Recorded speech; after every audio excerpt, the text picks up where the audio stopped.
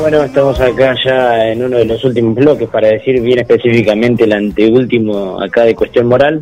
Así que bueno, Brandon, por ahora, ¿cómo ves el tiempo, digamos, no? Ahí que vos lo tenés más cerquita. ¿Cómo está el día, digamos, acá en Mar del Plata, no? Vamos a decirlo porque tenemos gente de todas partes del mundo, pero bueno, decirle que estamos de Mar del Plata, Buenos Aires, Argentina. Sí, 14 grados en la ciudad de Mar del Plata. Cielo cubierto, mucha humedad. Y bueno, aparentemente en las próximas horas vendrá un poco de agua. Oh, no me digas eso, que yo la verdad que nosotros, viste, como somos de la clase política, viste, por decirlo, ya clase baja, digamos, ¿no? Porque como nos dejó por ahora el gobierno, esto ya es una clase devastada. Somos simples esclavos, Ulises. Y bueno, para allá, bueno, obviamente no estamos solos ahora para este bloque, como siempre prometemos notas y las traemos. En este caso tenemos a Marcelo Nardone, que es, digamos, un intelectual dentro de lo que es el ámbito de la derecha, pero para que nos explique bien qué es esto de la derecha, de qué viene, cómo se transforma, qué es lo que está pasando en Argentina. Primero te saludo, Marcelo, ¿cómo estás? ¿Qué tal, Ulises? Buenas noches. Bueno, ante todo, muchísimas gracias por la invitación, es un gusto estar con ustedes. Y bueno, empezar a preguntarte, digamos, ¿qué es la derecha? O sea, de cómo se conforma, cómo se define la derecha, porque la verdad que bueno, tenemos muchas definiciones. Tenemos la de Nicolás Márquez, que dice de nacionalistas, conservadores y liberales. Hay otros que sacan a los liberales de la derecha, hay otros que los toman a los conservadores como que no son la derecha, sino que son más de izquierda. El nacionalismo que a veces se pone en tercera posición, ¿qué es? ¿Cómo lo podríamos definir? Bueno, mira, hay muchas definiciones, justamente porque derecha es un término equívoco, que se presta para estas confusiones o estos malos entendidos. Sabrás, o la mayoría tal vez de las personas que nos escuchan, que el origen del término viene de la Revolución Francesa, cuando en la Asamblea de los Estados se sentaban a la derecha, digamos, los grupos más conservadores, ¿no?, que defendían el establishment, digámoslo de esa forma, y a la izquierda los revolucionarios, y cuanto más a la izquierda los más revolucionarios, ¿no? Entonces pasó esa terminología después a lo que se conoce como la clasificación o el espectro político en Occidente, y se mantiene hasta el día de hoy. Es muy criticada por su ambigüedad, pero no deja de ser la que la gente conoce, ¿sí? O sea, se han creado después otros sistemas de clasificación que tienen en cuenta distintos parámetros interesantes, pero que cuando vos salís a la calle y hablas con el hombre, la mujer de a pie, tiene una idea de qué es la derecha y una idea de qué es la izquierda, por más que esa idea sea un tanto difusa. Y en ese sentido continúa vigente. Ahora, también preguntarte, ¿no? Porque uno habla, bueno, dentro de lo que es los distintos ámbitos de lo que se viene transformando. ¿Qué es lo que venís construyendo dentro de ese ámbito? Porque obviamente hoy tenés los actores muy separados para todas partes. Tenés a Biondini por un lado con el nacionalismo, tenés a Centurión con el conservadurismo por otro lado. Por ahí, si querés, la podemos meter a Cynthia Houghton. Por el otro lado tenemos a Esper en las antípodas por ahí de los dos, pero con su liberalismo económico que sirve, que pregona y baja. También tenés el desaparecido Alfredo Olmedo, que volvió otra vez a aparecer en los medios con algunas declaraciones polémicas.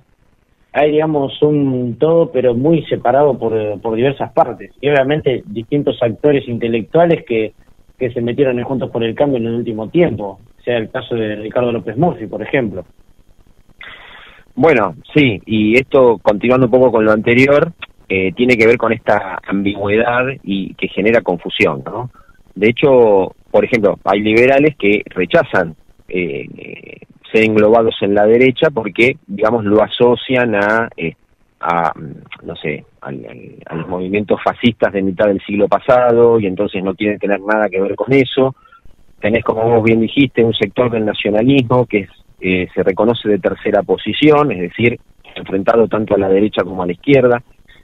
Pero bueno, como te decía, creo que es un concepto que en algún punto todavía es útil, y por eso, junto a otras personas, hemos impulsado una iniciativa que es hablar de una nueva derecha, ¿sí? Hablar de una nueva derecha argentina, o de los sectores patrióticos, ¿sí? Porque dado que también es un término que, como digo, a algunos los incomoda, bueno, no queremos perdernos en una cuestión terminológica, sino ir al fondo, ¿no?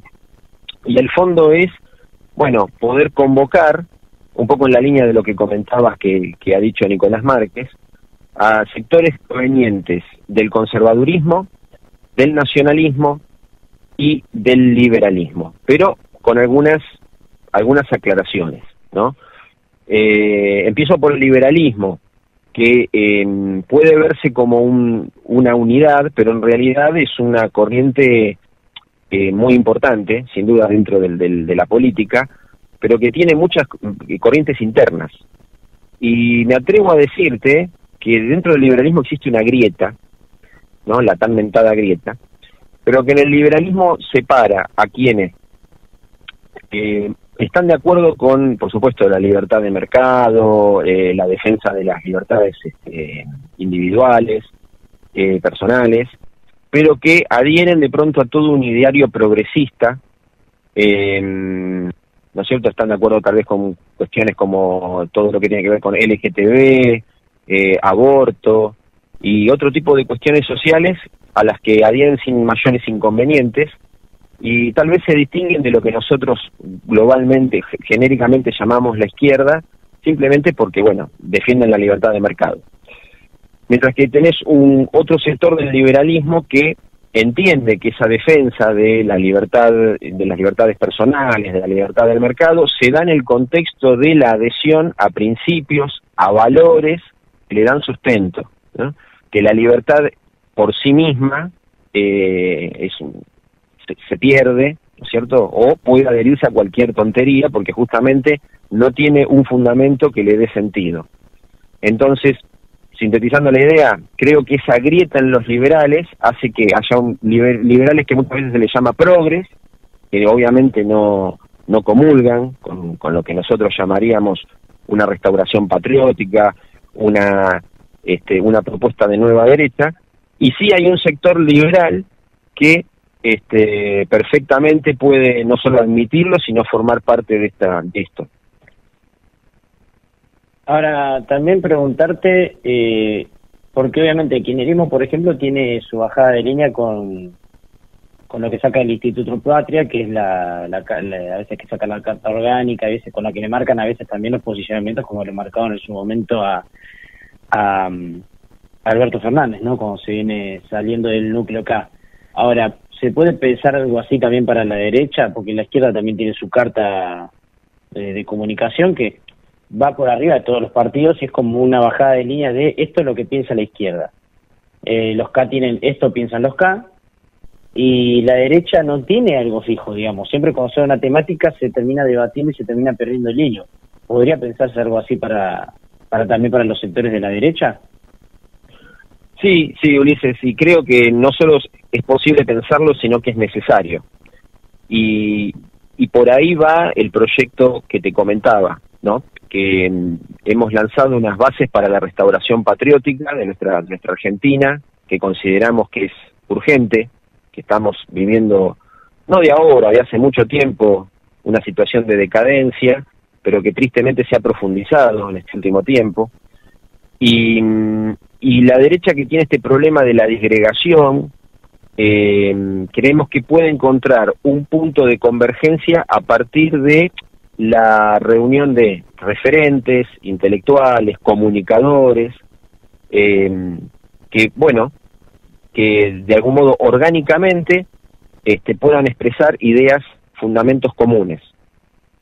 Y me parece que es importante porque eso es valioso para lo que llamamos la batalla cultural, valioso para las personas que quieren tener un norte, ¿no? Y saber, bueno, a esto apunta este gran movimiento que es el patriotismo, la nueva derecha argentina, y esperando que eso también sea un impulso para que políticamente se articule una propuesta que pueda llevar esto, que pueda llevar una propuesta política que logre ser gobierno, ¿no es cierto? Que tenga expectativas reales de llegar a ser gobierno.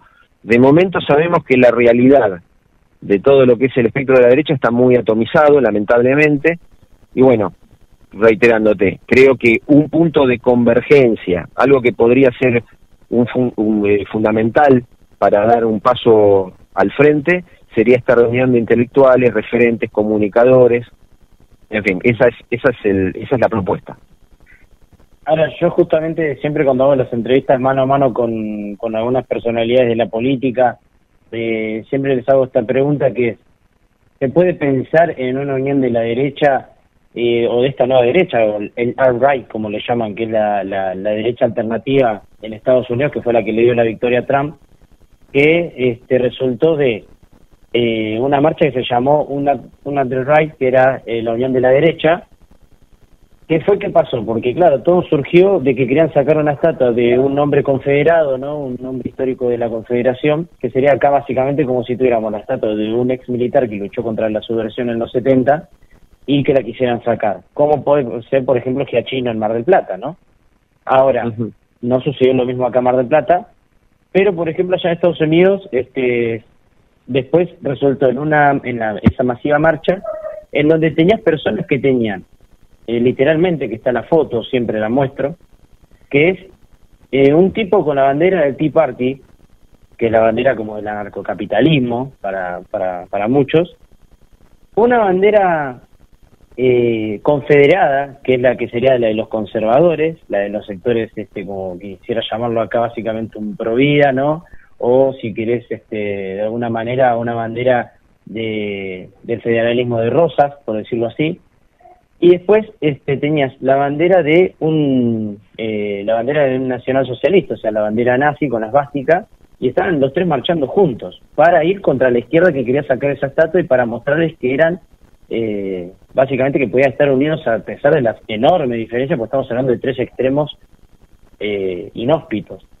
Ahora, ¿crees que se puede llegar a pasar eso? Por ejemplo, en Brasil pasó lo mismo, los sectores más nacionalistas y los carecos do Rio, que son básicamente los neonazis, se unieron a los sectores conservadores, que eran los del partido de Bolsonaro, que eran los exmilitares y demás, y tenías también a los liberales cuando, bueno, fue la famosa frase que tiró Bolsonaro, que le iba a privatizar hasta el agua. Y en Vox también lo mismo, la unión de los falangistas con los liberales, con ese sector liberal que tiene Jorge Ortega Smith, el sector conservador de Iván de Espinosa de los Monteros, y el sector por ahí más patriótico, que viene por la parte de Santiago Abascal. ¿Pensás que puede llegar a pasar eso acá ahora con el kirchnerismo en el poder? Mira, creo que todos los que aspiramos a ver un resurgimiento de nuestra patria, aspiramos justamente a una unidad como la que vos mencionás. Ciertamente que es más fácil oponerse que construir juntos, ¿no? O sea, si vos justamente hablás con un liberal, un nacionalista, un conservador, van a estar todos de acuerdo en criticar no solo el gobierno kirchnerista actual, sino incluso el gobierno anterior, encabezado por Mauricio Macri, por considerar que son todos expresiones del progresismo globalista, antipatriótico. Pero ¿qué pasa? A la hora de proponer una alternativa, bueno, van a aparecer las diferencias que vos bien mencionás. De ahí que es necesario reunirse en los fundamentos básicos, en aquellos mínimos que nos congregan, que nos reúnen, y saber poner algunas diferencias de costado, matizarlas, valorar, ¿no es cierto?, lo que cada espacio puede aportar, y desde ahí tratar de construir, ¿no es cierto? Construir no en definitiva algo nuevo desde el punto de vista del contenido, sino lo que es parte de nuestra identidad como nación, ¿no? Nuestra identidad federal, católica, en fin, los valores que venimos transmitiendo de generación en generación y que han sido puestos en entredicho estos últimos, como digo, ya desde hace tiempo, pero con mayor intensidad en los últimos años. Y bueno, por eso está esta inquietud, ¿no? Yo creo que esa inquietud sobrevuela, y no solamente en la gente expresamente identificada con movimientos que diríamos que son de derecha, sino más aún con el hombre y la mujer común de la calle, que muchas veces ni siquiera se autoclasifica, ¿no? Tal vez no te dice yo soy de derecha, pero son personas que se adhieren a valores tradicionales, que valoran la familia, que valoran la vida, que valoran la libertad, que quieren una república donde funcionan los límites del poder, que adhieren a la justicia y a la ley como resguardo contra los abusos. Bueno, cuando empezás a notar que hay mucha gente que en definitiva tiene estos valores en común, aunque tal vez sin tenerlo del todo claro, bueno, una propuesta que congregue, yo creo que es, nuevamente, no solo posible, sino que es necesario, diría que urgente, tal como está la situación hoy. Ahora, bueno, Martino, la República en sí no está muerta, digamos, en el sentido más literal, ¿no? Porque recordemos que son actores sociales y actores con intereses políticos propios los que actúan dentro de la República. ¿No habría que cambiar el sistema republicano por un sistema tal vez confederal? Mirá, es posible buscar alternativas. La República en sí misma puede funcionar si se dieran, si se respetaran las características propias, tales como la división de poderes, la representación real de las personas y los cuerpos intermedios ante el gobierno. Nosotros tenemos un sistema que es, digamos, vos recordás que dice la Constitución que el pueblo no gobierna sino a través de sus representantes. Entonces tenemos esta ficción democrática por la cual se supone que los que están ejerciendo cargos de gobierno nos están representando, cuando sabemos que no es así, que están representando otros intereses y en cualquier caso responden a su partido político y no a los ciudadanos que le dieron el mandato. Entonces la democracia está totalmente desdibujada, la República está totalmente desdibujada y yo creo que se podría rescatar, pero revalorizando sus instituciones, sin negarse a que puede haber una evolución hacia otro sistema, o recuperar de pronto instituciones que nuestro país supo tener, porque no te olvides que, mira, ya en la antesala casi del 9 de julio, que nuestro país no nació en 1810 o en 1816. Nuestra nación tiene más de 400 años, ¿no? Y comenzó siendo hispánica, y de hecho lo sigue siendo, y esa es otra de las aspiraciones, ¿no? Lograr la unidad de los hispanoamericanos. Pero bueno, vamos por parte. Decía que en la historia de nuestra nación tuvimos instituciones que nos trajo España, que le daban mucha mayor representación al ciudadano frente al poder, ¿no? Los cabildos, las asambleas, y entonces eso se perdió, ¿no? Quedó todo subsumido en una partidocracia donde los ciudadanos lo único que nos queda es cada 2 años ir, poner un voto y cruzar los dedos para que el que venga, bueno, no sea peor que el que se está yendo. Y eso es todo lo que tenemos, ¿no? Entonces, recuperar nuestra tradición hispánica también en las instituciones, yo creo que sería un gran paso adelante. Además, me gustaría preguntarte también por el tema de qué es lo que se puede esperar, digamos, porque viene también de la mano esa. Porque ahora, ¿qué consideras? ¿Que nos están, Juntos por el Cambio, está vendiendo otra vez el mismo pescado podrido del 2015? En donde te dice, sí, vení, que sos parte a ese tipo, en este caso de derechas, hacen un discurso derechista, lo escuchás a Macri como nunca antes, y después durante los 4 años fue un tibio que no decía nada, que le costaba decir que no fueran 30.000, y ahora te viene con el verso de, ¿no?, el populismo de izquierda y cosas así.